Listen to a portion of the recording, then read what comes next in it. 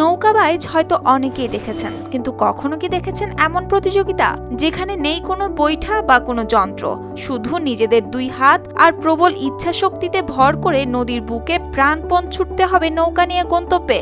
বাভারিয়ার কার্টসওয়াং গ্রামের রেডনিটস নদীতে প্রতি বছরই বসে এমন এক অভিনব উৎসব সাউট্রক, যেখানে বৈঠা নয়, হাতে চলে নৌকা দৌড় প্রতিযোগিতা।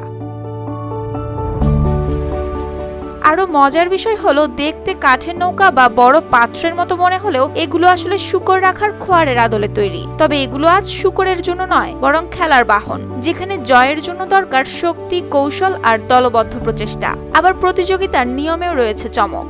নদীর মাঝখানে সবার আগে পৌঁছে ঝুলন্ত ঘন্টা বাজাতে হয় মাথা দিয়ে, তারপর গন্তব্যে পৌঁছে দলের দুই সদস্যকে মেলাতে হয় হাত। আর কেউ যদি ঘন্টা বাজাতে না পারে, তখন কেউ চ্যালেঞ্জ জানাতে পারে অন্য দলকে। আবার কেউ মেতে ওঠে হাসি ঠাট্টায় বা ধস্তাধস্তিতে, আর তা দেখে চারপাশ ভরে যায় দর্শকের উল্লাসধ্বনিতে।